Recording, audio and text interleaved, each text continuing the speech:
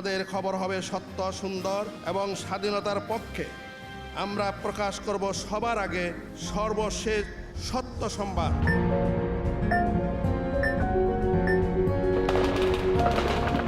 রাসেল, এই অভিযানে এখন পর্যন্ত কি কি ধরনের অনুসন্ধান করা গেছে এবং বিস্তারিত জানাবেন এবং কি ধরনের পদক্ষেপ তারা নিচ্ছে?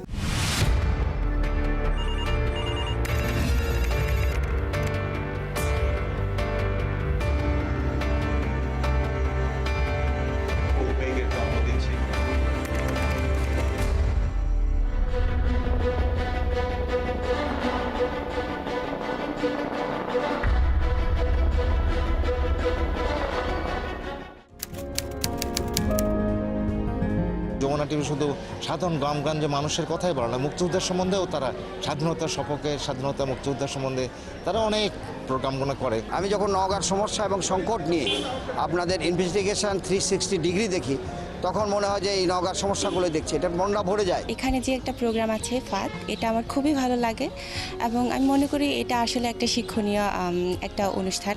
শিক্ষার্থীদের যে কোনো যৌক্তিক আন্দোলনে আমরা যমুনা টেলিভিশনকে সবসময় পাশে পেয়েছি।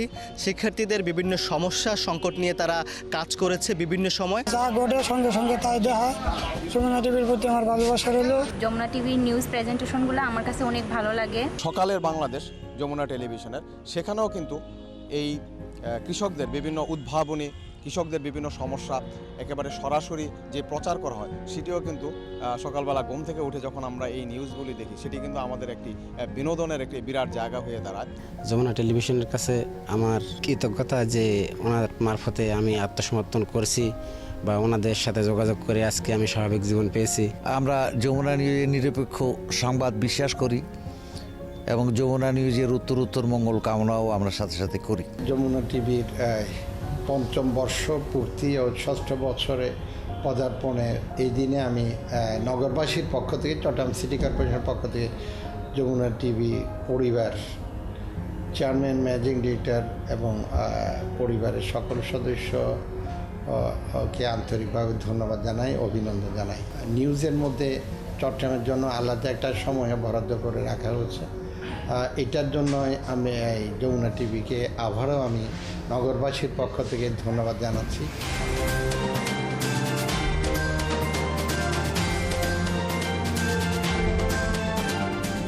বাজারে কয়েকটি নিউজ চ্যানেল আসার পরে কিন্তু আমাদের যাত্রা শুরু হয়েছে। সেক্ষেত্রে এক ধরনের চ্যালেঞ্জ ছিল আমাদের, যে যারা ইতিমধ্যে বাজারে ভালো করছে বা আছে, তাদের সঙ্গে আমরা শেষ পর্যন্ত চ্যালেঞ্জে টিকে থাকতে পারবো কিনা। অন্য সময়ে যে টেলিভিশন এক নম্বরে ছিল বা দর্শক প্রিয়তার একদম তুঙ্গে ছিল, তাদের অবস্থা যদি দেখবেন এক ধরনের তারা দর্শক হারিয়েছে। কেন হারিয়েছে আমি সেই বিশ্লেষণে যাব না, শুধু এই কথাই বলবো যে তাদের দীর্ঘমেয়াদে দর্শকের প্রতি যে বিশ্বস্ততার জায়গা বা দর্শক যেটা চায়, ভবিষ্যতে যেটা চাইতে পারে, সেই চাহিদা পূরণের জন্য তারা প্রস্তুত ছিল না। আমরা নিজেদেরকে সেভাবেই তৈরি করছি বা সেভাবেই আমরা চলতে চাচ্ছি, যাতে করে ২০ বছর পরে গিয়েও মানুষ যমুনা টেলিভিশনকে এখন যে এরকম নিজের আস্থার জায়গা মনে করে, তখনও সেভাবেই মনে করে এবং সেভাবেই গ্রহণ করে।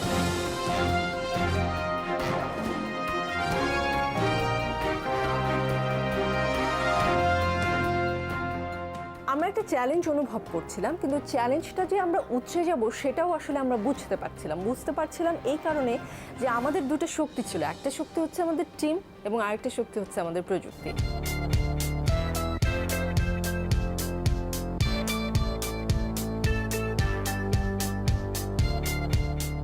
দলের মধ্যে বন্ডিং বলেন বা অভিজ্ঞতা, সেটাও আসলে বেশ শক্ত ছিল। সেই কারণে টিম এবং প্রযুক্তি দুটার মিশেলে আমরা চ্যালেঞ্জটাকে উৎরে যাওয়ার এক ধরনের শক্তি, সাহস পেয়েছি এবং এই 5 বছরে আমাদের যাত্রাটা খুব একটা মন্দ ছিল না।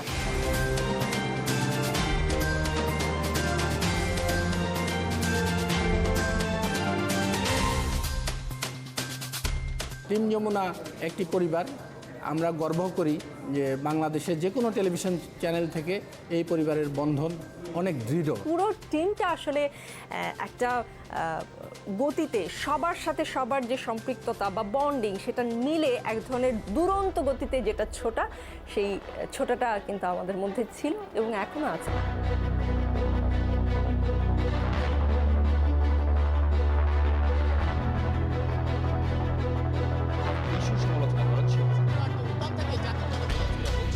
তাদের এখন সাথে হুমকির মুখে পড়বে।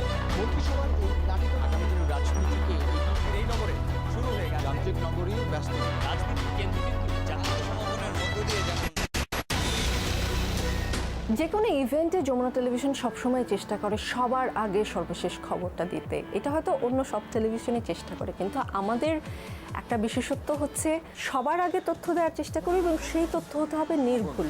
পুরোপুরি নিয়ন্ত্রণে আনতে পারেনি ফায়ার সার্ভিস। ছাড় দেওয়ার কোনো সুযোগ যমুনা টেলিভিশনের নেই। অবৈধ কেমিক্যাল গোডাউনের কারণে ছোটখাটো আগুনের দুর্ঘটনা কতটা ভয়াবহ হতে পারে তা 2010 সালে নিমতলী ট্র্যাজেডির পর আরেকবার চোখে আঙুল দিয়ে দেখিয়ে দিল এই চকবাজার ট্র্যাজেডি। দুর্নীতিবাজদের জন্য একটা আতঙ্কের নাম যমুনা টেলিভিশন। প্রতিবেদকরা সেটা খুঁজে খুঁজে বের করে দুর্নীতিবাজদের দুর্নীতি সবার সামনে তুলে ধরেছে এবং বহু দুর্নীতিবাজের শাস্তি হয়েছে যমুনা টেলিভিশনের প্রতিবেদনের কারণে। সেটা আমাদের একটা বড় গর্বের কারণ। নারায়ণগঞ্জে যে 7 খুন হয়, সেই 7 খুনের ঘটনা তখন আমরা খুনের ঘটনা জানি না, জাস্ট এতটুকু জানতে পারি বিকেলবেলা 5 জন অপহরণ হয়েছে, তখন 7 জনের কথা আমরা আসলে জানতে পারিনি। তখন থেকেই যে আমরা লেগেছিলাম এবং শেষ পর্যন্ত তাদের যে মরদেহ পাওয়া যায় এই খবরটি আমরাই প্রথম পেয়েছিলাম এবং আমরাই সম্প্রচার করেছিলাম। বাকি 3 জনের কিন্তু এখন পর্যন্ত কোনো খবর নেই, তাদের খবর নেওয়ার চেষ্টা করছেন। এখন সুন্দরবন দস্যুমুক্ত। প্রধানমন্ত্রী শেখ হাসিনা সুন্দরবনকে দস্যুমুক্ত ঘোষণা করেছেন। সুন্দরবনকে আমি দস্যুমুক্ত ঘোষণা করছি। এর পেছনে যমুনা টেলিভিশনের কি ভূমিকা ছিল, বিশেষ করে আমি নাম বলি আমাদের বিশেষ প্রতিনিধি মহসিনুল হাকিমের, সেটা আমাদের স্বরাষ্ট্রমন্ত্রী নিজেই বলেছেন। এই কাজের জন্য তাকে দিনের পর দিন রাতের পর রাত ইউনিট নিয়ে সেই গহীন জঙ্গলে অবস্থান করতে হয়েছে। এই মুহূর্তে আমাদের এখানে 4টি দস্যু বাহিনী তারা র্যাব হেফাজতে গেল, আমরা দেখতে পারলাম।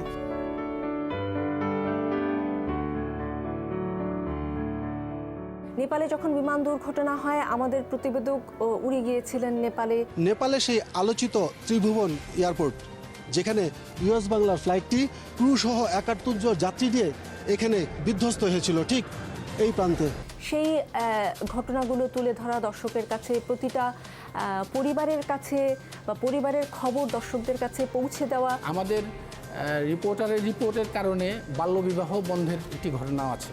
যমুনা নিউজের কাছে খবর ছিল নারায়ণগঞ্জের মেয়ে স্বর্ণার ফুটবলার হওয়ার স্বপ্ন ভাঙতে বসেছে। 16 ডিসেম্বর বিয়ের পিড়িতে বসতে হবে 15 বছরের এই কিশোরীকে। আমাদের রিপোর্টার খবর পেয়ে সেখানে গেলেন, আমাকে জানালেন যে এই ধরনের ঘটনা ঘটছে, আমি এটা ঠেকানোর চেষ্টা করছি। রিপোর্টটা এখন প্রচার করা যাবে না, পুলিশের সাথে সে যোগাযোগ করলো, নানা প্রক্রিয়ার মধ্যে দিয়ে আমরা রিপোর্টও প্রচার করলাম, তাও এক ধরনের অনিশ্চয়তা থেকে গেল। কিন্তু শেষ পর্যন্ত আমরা জানতে পারলাম পরের দিনই যে না, ঘটনাটা ঠেকানো গেছে। আমি একজন ভালো খেলোয়াড় হতে চাই। সব গল্পের সমাপ্তি এত সহজে হয় না, আর হয় না বলেই আজও এদেশের বহু নারীকে আটকা পড়তে হয় বাল্যবিয়ের জালে। তবে এ যাত্রায় স্বর্ণা পেরেছে সেই জাল ছিঁড়তে। যেখানেই নির্বাচন হয়েছে, জনপ্রতিনিধি নির্বাচিত হয়েছে বা জাতীয় পর্যায়ে নির্বাচন, সব কিছুতে যমুনা টেলিভিশন একটু ভিন্নভাবে কাভারেজ দেওয়ার চেষ্টা করেছে এবং যমুনা টেলিভিশনের প্রতিবেদকরা রাত দিন 24 ঘন্টা মাঠে থেকেছে সবার আগে সর্বশেষ নির্ভুল তথ্য দর্শকের কাছে পৌঁছে দেওয়ার চেষ্টা করেছে। পোস্টারে ছেয়ে গেছে। তথ্যচিঠিতে আপনি লিখেছেন যে ব্যক্তিগত কারণ, সেই তথ্য এখন পর্যন্ত কমিশন দিতে পারছে না। আচরণবিধি লঙ্ঘনের এটা একটা মাইল ফলক হয়ে দাঁড়াবে। টেকনাফের হোয়াইকং সীমান্ত, এখন রাত প্রায় 1:30। আমাদের কয়েকশো গজ পিছনেই নাফ নদী, ওপারে মিয়ানমারের সীমান্ত, এপারে বর্ডার গার্ডের কড়া পাহারা, আর সব কিছু ভেদ করেই একে একে পাড়ি দিচ্ছেন মিয়ানমারের রোহিঙ্গা জনগোষ্ঠী। রোহিঙ্গা ইস্যুটা আসলে আমাদের দেশের জন্য একটা বড় আলোচনার বিষয়, মাথা ব্যথার বিষয়, যেটাই বলি। সেই ইস্যুতে যখন মিয়ানমার থেকে দলে দলে রোহিঙ্গা এই দেশে প্রবেশ করছে, সেই সময়টাতে যমুনা টেলিভিশনের একাধিক প্রতিবেদক সেখানে থেকেছে, দিনের পর দিন প্রতিবেদন করেছে কিভাবে তারা আসছে, তাদের মানবেতর জীবন, তারা কবে ফিরবে, কিভাবে ফিরবে, এখনো পর্যন্ত ফলো আপ করার ব্যাপারটা, যেটা আমরা নিয়মিত এই ইস্যুটাকে কিন্তু ফলো আপে রেখেছি। এই শিশুরা দেখছে তাদের পরিবার টিকে আছে ত্রাণের উপরে, তাই পরনির্ভরশীলতা শিখে যাওয়া এই শিশুদের জীবনটা অনেকটাই অনিশ্চিত। তাদের কি হবে লেখাপড়া আর কি হবে জীবিকা, তাই নিয়ে সন্দিহান অভিভাবকরা।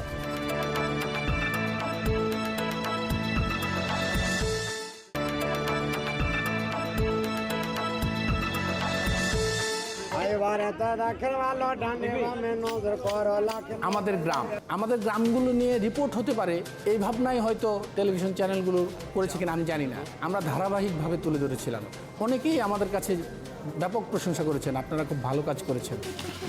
খেলার এমন সুর আর ধরনে বাংলার বিনোদন আর ঐতিহ্যের বিশেষ অংশ ফুটে ওঠে, যা এখনো খুঁজে পাওয়া যায় গ্রাম বাংলার আনাচে কানাচে। পুরো বাংলাদেশ আমাদের কাজের ক্ষেত্র, এ প্রান্ত থেকে ও প্রান্ত আমাদের প্রতিবেদকরা আছেন, আমাদের প্রতিনিধিরা আছেন, তারা সংবাদ সংগ্রহ করেন, সরবরাহ করেন এবং 24 ঘন্টা সতর্ক অবস্থায় থাকে আমাদের প্রতিবেদকরা, আমাদের প্রতিনিধিরা। আমরা ঢাকায় কেমন থাকি, চট্টগ্রামে কেমন থাকি, আমাদের স্বাস্থ্য ব্যবস্থা কেমন, আমাদের শিক্ষা, আমাদের পরিবহন, এসব নিয়ে যেসব বিষয়গুলোর সাথে মানুষ জড়িত, বাংলাদেশের সবচেয়ে বেশি মানুষ যে বিষয়গুলো নিয়ে ভোগে বা যে বিষয়গুলো নিয়ে আনন্দ পায়, সেগুলোতেই আমাদের মনোযোগ বেশি।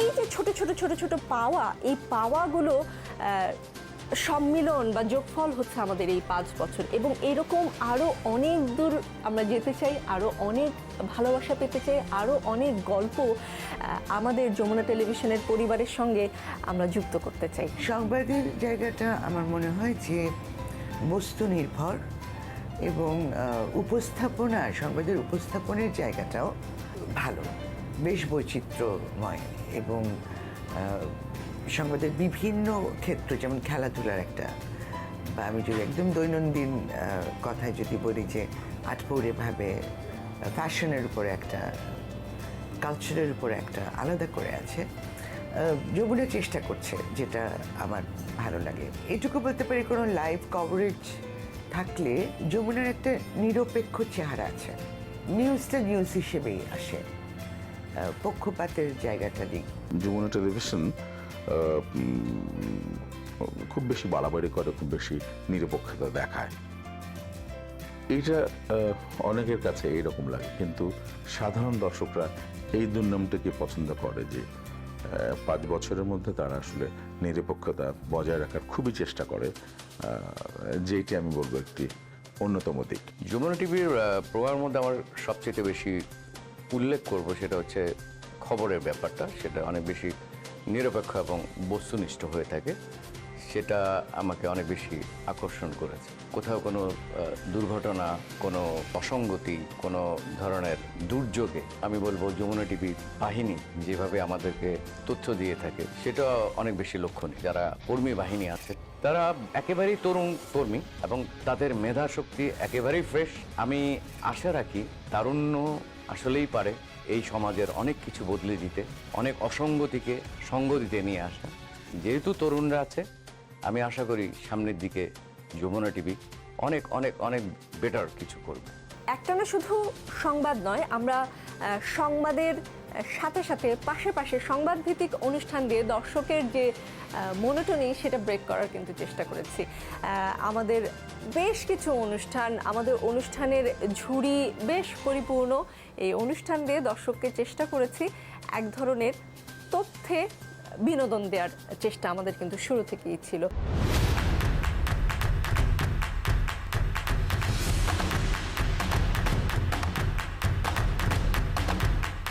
যমুনায় যা দেখতে চান, লাইফস্টাইল, গ্ল্যামার ওয়ার্ল্ড, তথ্য, টেক্সট নাকি তারুণ্য, সাথে আছে দিনের শুরুতে সারাদিনের সকল তথ্য নিয়ে সকালের বাংলাদেশ। দর্শকদেরকে সকালে ঘুম থেকে ওঠার অভ্যাস গড়েছে বলে জেনেছি আমরা। দুপুরের শেষ ভাগে, বিকেলের শুরুতে লাইফস্টাইল শো সুন্দরের স্বপ্নে, তরুণদের মতামত নিয়ে ভয়েস, ইনফরমেশন টেকনোলজির লেটেস্ট আপডেট নিয়ে টেক ট্রেক, মার্কেট রিভিউ নিয়ে চেক ইন জেএফপি আপনাদের তথ্যের ক্ষুধা নিবৃত্তিতে সহযোগী হয়েছে।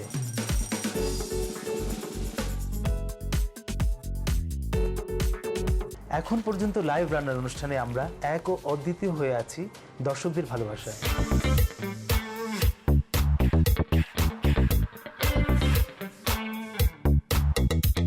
লাক্স শোবিজ টুনাইট, প্রতিদিন রাত 8:30টায়।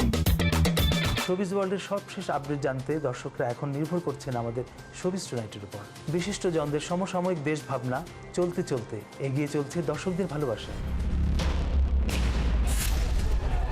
অপরাধ, ক্রাইম সিন প্রতিনিয়ত প্রকাশ করছে সমাজের কুচক্রীদের ষড়যন্ত্র, দুর্নীতিবাজদের কালো চেহারা। 360 একটা প্রোগ্রাম হয়, সেটা অনেক বেশি ইনফরমেটিভ।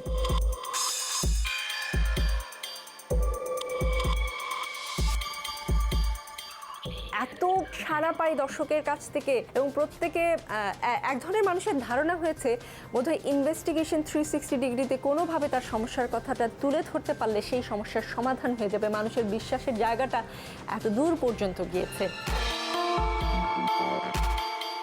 আমরা যখন অনুষ্ঠান নির্মাণ করব তখন আমরা এর আগে গবেষণা করেছিলাম যে আসলে দর্শকদের চাহিদার কথা চিন্তা করে, দর্শকদের যে অধিকারের কথা চিন্তা করে।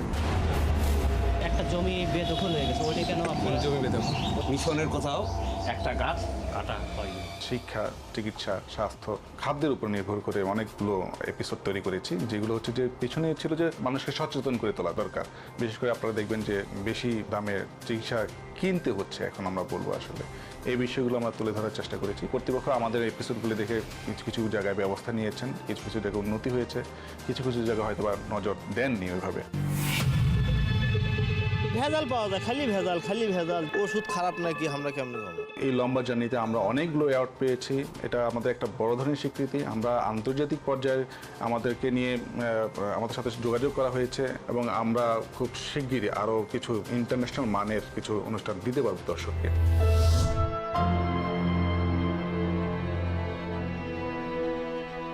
নিপীড়িত মানুষদের নির্যাতনের কথা তুলে ধরছি আমরা ডকুফিকশন ফাঁদের মাধ্যমে। যমুনা টিভি অনেকগুলো অনুষ্ঠানই হয়। একটা আছে যে সংস্কৃতি বিষয়ক যে ইনফরমেশনগুলো, সেখানে অনেক বেশি আমাদের শিকড় এবং আমাদের ঐতিহ্যকে যেভাবে তুলে ধরা হয় সেটি আমার অনেক বেশি আকর্ষিত করে। গানের অনুষ্ঠান নয়, গান নিয়ে অনুষ্ঠান। ছুটির রাতে লাইভ এই অনুষ্ঠান সঙ্গীতাঙ্গনের মানুষের সুখ দুঃখ তুলে ধরার চেষ্টা করেছে। প্রতিদিনই কিছু না কিছু অনুষ্ঠান প্রচার করি যেগুলি সংবাদ ভিত্তিক, এবং সেই অনুষ্ঠানগুলোতে সংবাদে আমরা এক ধরনের গভীরতা আনার চেষ্টা করি, যাতে নীতি নির্ধারকরা ভবিষ্যতে পরিকল্পনা তৈরি করতে পারেন, সেই বিষয়টিও আমরা মাথায় রাখি। 24 ঘন্টা লড়াই চলুক তত্ত্ব, তথ্য ও যুক্তিতে। টকশোয়ে যে আলোচনার মূল বিষয়বস্তু রাজনীতি থাকে, আমরাও রাজনীতি নিয়ে আলাপ করি। রাজনীতির বাহিরেও আমাদের অনেকগুলো বিষয় ঘটনা ঘটে যায়। মানুষের জনভোগান্তির বিষয়গুলো আছে, একটা অনিয়মের বিষয়গুলো আছে, অনাচার, অনিয়ম, হ্যাঁ, সমাজে অনেক ত্রুটি বিচ্ছুটি করছে। এই বিষয়গুলোকে আলোচনার টেবিলে আনা, শতভাগ চেষ্টা করি আমরা নিরপেক্ষ জায়গা থেকে একদম নির্মোহভাবে একটা বিষয়কে বিশ্লেষণ করার চেষ্টা করি, এবং আমরা এই জায়গাটুকু ধরে রাখার সর্বাত্মক চেষ্টা আমরা সবসময় করে গিয়েছি এবং ইনশাল্লাহ আমরা ভবিষ্যতে এটা করব।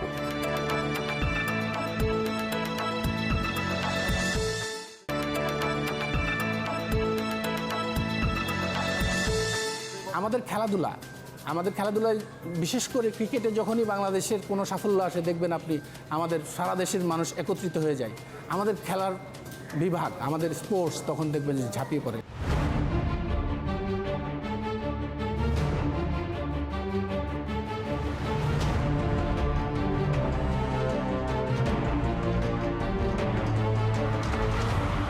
টিভির উদ্বোধনের দিনে ওয়াসিম আকরামের ইন্টারভিউ সবার নজর কেড়েছিল। সেই থেকেই বোঝা যায় আমরা আসলে যমুনা টিভিতে স্পোর্টসকে কতটা গুরুত্ব দিয়েছি। যেমনটি ধরা যায় বাংলাদেশে বিশ্বকাপ, আমরা ছিলাম অনবদ্য, আমাদের 6টি অনুষ্ঠান একযোগে প্রচারিত হয়েছিল, প্রতিদিন ছিল প্রায় 5.5 ঘন্টার অনুষ্ঠান সূচি। এখন আমরা সিডনিতে আছি, এরপর এডিলেডে যাব, সেখানে বাংলাদেশের সাথে ইংল্যান্ডের গুরুত্বপূর্ণ ম্যাচ আছে, সে খবর তো জানাবোই। এছাড়া এর মাঝে আমরা কোথায় যাচ্ছি, কিভাবে যাচ্ছি, সে খবর জানাবো রোড টু মেলবোর্নে। তবে লেটস স্টার্ট দ্য জার্নি, শুরু করা যাক আজকের রোড টু মেলবোর্ন। আমরা বিশ্বকাপ ফুটবল, ব্রাজিল, রাশিয়া কোনোটাই আমরা কম করিনি। আত্মঘাতী গোলই হোক আর যাই হোক, প্রথমে গোল খাওয়া যেন ক্রোয়েশিয়ার ভবিতব্য, আর তাই লড়িয়ে ক্রোয়েশিয়ার গোল শোধ করতে সময় লাগেনি। এই গোলের উৎস ক্রিকেট ফুটবলের মধ্যে আমাদের সীমাবদ্ধতা ছিল তা নয়, স্কুপ নিউজ যেটাকে বলে, প্রথম আমরা যেটা ব্রেকিং করতে পেরেছিলাম, এরকম অসংখ্য রিপোর্ট আছে আমাদের সাথে। তার মধ্যে একটি আছে গ্যারি কাস্টেনের সাথে যে অত্যন্ত গোপনীয় একটি মিটিং মালয়েশিয়াতে হয়েছিলেন, যেখানে উপস্থিত ছিলেন বোর্ড সভাপতি আর বাংলাদেশ ক্রিকেট বোর্ডের সিইও। আমরা এই নিউজটি মানে প্রচার করে একটি ভালো চমকের সৃষ্টি করেছিলাম। হাস্যোজ্জ্বল করতালি দিচ্ছে, অভিনন্দিত। কলসিন্দুরের মেয়েদের নিয়ে আমাদের যে রিপোর্টটি ছিল, মেয়েদের যে লাঞ্ছনার কথা ছিল, মেয়ে ফুটবলারদের যে আমাদের দুর্গতির কথা ছিল, সেই ব্যাপারগুলো নিয়ে আমরা যে রিপোর্টগুলো করেছিলাম খুবই অদ্ভুত এবং পুরো বাংলাদেশে একটা আলোড়ন তৈরি করেছিল। ঈদের আগে বাড়ি ফিরছিলেন কলসিন্ধুর 9 কিশোরী ফুটবলার। পথে বাস যাত্রীদের কাছে হেনস্থা হলে সেই খবর যমুনা টিভির মাধ্যমে ছড়িয়ে পড়ে সামাজিক যোগাযোগ মাধ্যমেও। এমন কোনো ম্যান মেকিং নিউজ আমরা দেইনি, যা ঘটেছে তাই আমরা দিয়েছি এবং আমরা আশা করি ভবিষ্যতে যেন আমরা আমাদের এই সততা, এই নিষ্ঠা ধরে রাখার চেষ্টা করব। ব্যবসার বিশাল সাম্রাজ্য, লাভ ক্ষতির জটিল সমীকরণ।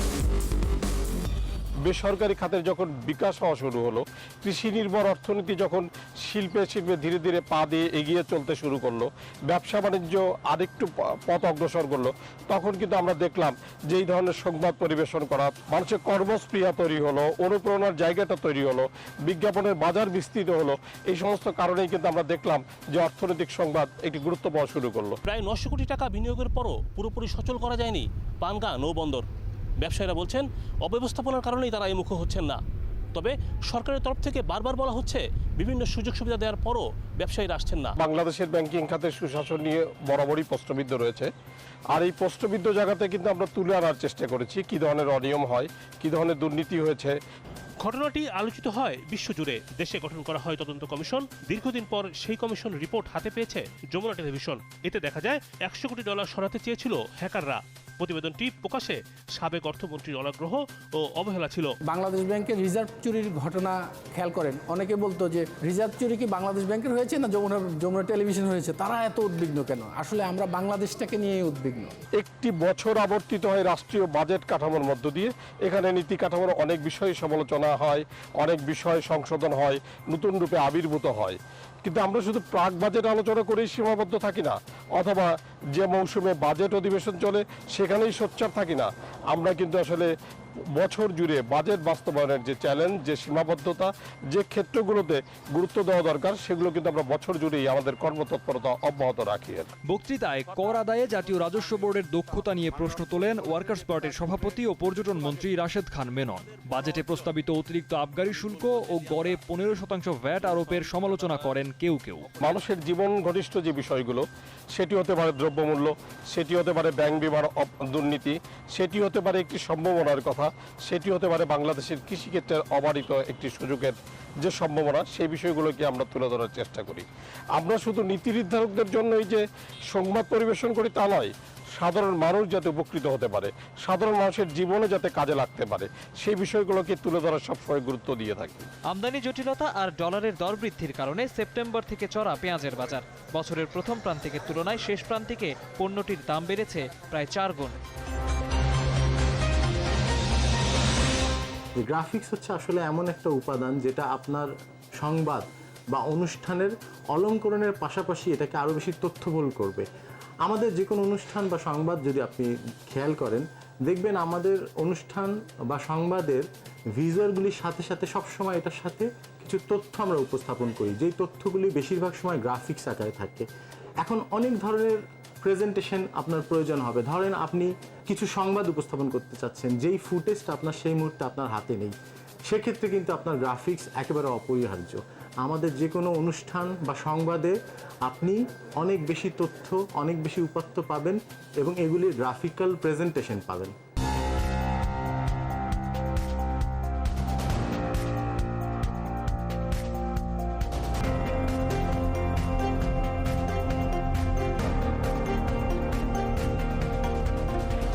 যে কোনো একটা টেলিভিশন চ্যানেলেই ব্রডকাস্ট ডিপার্টমেন্টের একটা অতি গুরুত্বপূর্ণ একটা ভূমিকা থাকে। সেক্ষেত্রে স্টেশনের যখন কন্টেন্ট যখন অ্যাভেলেবল থাকে বা কন্টেন্ট যখন প্ল্যানিং থাকে যে আমরা এটা করতে যাচ্ছি, ওটা করতে যাচ্ছি, এই প্রোগ্রামটা হবে বা এই ধরনের নিউজ হবে, এই ধরনের ইনফোটেনমেন্ট বেসড প্রোগ্রাম হবে, সেক্ষেত্রে পরবর্তীতে ফাইনালি যখন এটা অন এয়ারে দেওয়ার উপযুক্ত হয়, তখন ব্রডকাস্ট ডিপার্টমেন্টের ভূমিকা আসলে অনস্বীকার্য।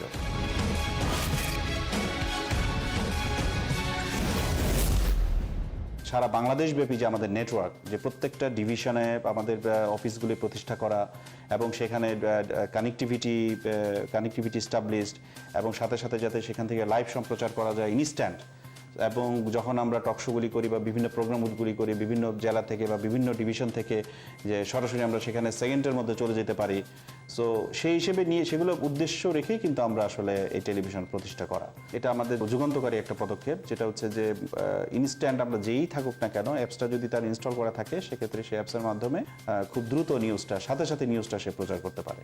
সাকসেসের কোনো মানদণ্ড নাই, আপনি যখন স্যাটিসফাইড হয়ে যাবেন সাকসেস আপনার কাছে ততটুকুই, স্কাই ইজ দ্য লিমিট। এই সাকসেসটা আমি মনে করি আস্তে আস্তে হচ্ছে, আরও ভালো করবে ইনশাল্লাহ। যমুনা টেলিভিশন যে যতটুকু সাকসেস হয়েছে, প্রত্যেকটা জিনিস সে তো একটা টাইম পিরিয়ড থাকে, এটা টাইম পিরিয়ড আস্তে আস্তে পার করছে, আস্তে আস্তে আরও বেশি সাকসেস হবে ইনশাল্লাহ।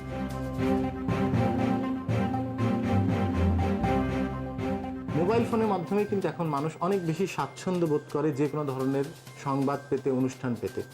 যমুনা টেলিভিশনে আমরা প্রথম থেকে এই বিষয়টাতে খুবই সচেতন।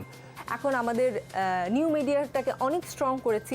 দর্শক টিভি সেটের সামনে যমুনা টেলিভিশনের যেই কন্টেন্টগুলো দেখতে পাচ্ছে সেটা ফেসবুকে, ইউটিউবে একই সঙ্গে দেখতে পাচ্ছে। অনলাইনগুলো দেখবেন যাদের মেন স্ট্রিম মিডিয়া আছে তাদের অনলাইনগুলোতেই দর্শকের বিশ্বস্ততার জায়গাগুলো অনেক ভালো। দর্শক সেই অনলাইনগুলোতে হিট করছে বেশি, কারণ তারা জানে তাদের এক ধরনের ভিত্তি আছে। যে সামাজিক যোগাযোগ মাধ্যমে অনেক খবর আসে, কিন্তু সেই খবরের মধ্যে অনেক খবরে যে ভুল থাকে এবং সেই ভুল খবর দিয়ে যে মানুষ আসলে সমাজে এক ধরনের অস্থিরতা তৈরি হচ্ছে, এর মধ্যেই কিন্তু মানুষ সেটা টের পেয়েছে। কাজে মানুষ ওই মাধ্যমগুলো থেকে ভুল পেয়ে পেয়ে যখন বুঝবে যে এখানে যেমন সত্যটা আছে তেমনি মিথ্যাটাও আছে। টেলিভিশনে ভুলের হার প্রায় নেই বললেই চলে, এবং টেলিভিশন বারবার যাচাই বাছাই করে সত্য খবরটা মানুষের সামনে তুলে ধরে। যতই সময় যাচ্ছে, দর্শক আগে এক ধরনের বা এক ভঙ্গিতে সংবাদ দেখতে পছন্দ করতেন, এখন কিন্তু দর্শকের চাহিদা, পছন্দ, রুচি সবই বদলেছে। সে পরিবর্তিত রুচির সঙ্গে, পরিবর্তিত চাহিদার সঙ্গে আমরা কিন্তু প্রতি মুহূর্তে নিজেদেরকে বদলে ফেলেছি। একই অনুষ্ঠান নিয়ে কিন্তু আমরা বছরের পর বছর বসে থাকিনি। আমাদের যে অনুষ্ঠান আমরা মনে করেছি যে দর্শক পছন্দ করছে না, সেটা থেকে আমরা সরে এসেছি। আমরা নতুন ধরনের অনুষ্ঠান দেখানোর চেষ্টা করেছি। সংবাদ উপস্থাপনায়, প্রতিবেদন তৈরিতে, গ্রাফিক্সে, বিভিন্ন জায়গায়, আমাদের প্রত্যেকটি ছোট ছোট জায়গায় আমরা সময়ের সাথে সাথে নিজেদেরকে আধুনিকতার যে ছোঁয়া বা এগিয়ে রাখার যে চেষ্টা, সেটা আমরা কখনোই থামিয়ে রাখি। ঠিক কি হচ্ছে এই মুহূর্তে, কি হয়েছিল, কি ঘটতে পারে জানতে জানাতে সবার আগে সর্বশেষ সাথে আছে যমুনা টেলিভিশন। যমুনা টেলিভিশন প্রথমত বাংলাদেশের সব মানুষের ঘরে যেতে চাই, সব মানুষের কাছে বিশ্বস্ত হতে চাই নিজেদের টেলিভিশন বলে। তারপর সারা বিশ্বের বাংলাভাষী মানুষের কাছে যেতে চাই, তাদের কাছে বিশ্বস্ত হতে চাই। পৃথিবীর সব বাংলাভাষী মানুষের টেলিভিশন যমুনা টেলিভিশন। তারপর আন্তর্জাতিক অঙ্গনে যেতে চাই, অন্য ভাষীর মানুষের কাছেও যমুনা টেলিভিশন তাদের টেলিভিশন হতে চাই, বিশ্বস্ত টেলিভিশন হিসেবে। তারা যা বলে, যা করে, জেনে বুঝে করে, সেটি প্রমাণ করতে চায়। আমরা নিজেদেরকে নিজেদের কম্পিটিটর ভেবেছি, নিজেদের সঙ্গে নিজেদের এক ধরনের প্রতিযোগিতা হয়েছে। নিজেকে পিছনে ফেলে আরও এগিয়ে যাওয়ার যে চেষ্টা সব সময়, সেটাই আমাদেরকে বাকি সব চ্যানেলগুলো থেকে এগিয়ে রেখেছে এবং এগিয়ে রাখবে বলে মনে হয় আমার সব সময়।